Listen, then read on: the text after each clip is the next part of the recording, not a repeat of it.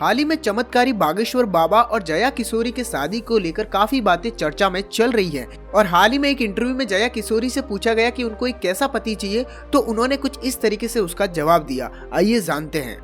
जया किशोरी ने बताया कि वह एक ऐसा पति चाहती हैं जिसका झुकाव भगवान की तरफ हो, और ये झुकाव बाहरी रूप से न हो तो भी चलेगा, लेकिन अंदर से उसका आध्यात्मिक होना बहुत ही जरूरी है। बाहरी तौर पर हर शख्स का जीवन जीने का अलग तरीका होता है, लेकिन वह दिमागी तौर पर कितना आध्यात्मिक है और सिचुएशन को कैसे हैंडल करता है, समस्याओं का निपटारा कैसे करता है, ये जानना बहुत ही जरूरी है। जया किशोरी चाहती है कि उनके पार्टनर की मेंटल थिंकिंग उनसे मैच खानी चाहिए। वह भले ही उनके लेवल का न हो, लेकिन उसके आसपास होना चाहिए। यदि यह मेंटल लेवल बहुत ही कम ज्यादा हुआ तो सामने वाला आपकी बात समझ नहीं पाएगा और आपकी कई बातों को हल्के में लेगा और आपकी इज्जत नहीं करेगा। इसलिए मानसिक रूप से दोनों का लगभग एक समान होना बहुत ही जरूरी है। और जया किशोरी चाहती हैं कि उनका पति भावनात्मक रूप से भी उनके सम्मान होना चाहिए, क्योंकि एक पॉजिटिव इंसान एक नेगेटिव इंसान के साथ नहीं रह सकता है। दोनों की सोच और भावनाएं कभी मेल नहीं खाएगी, इसीलिए इमोशनली लेवल पर भी वह उनके आसपास होना चाहिए, तभी वह उनके साथ अपना पूरा जीवन बिता पाएगी।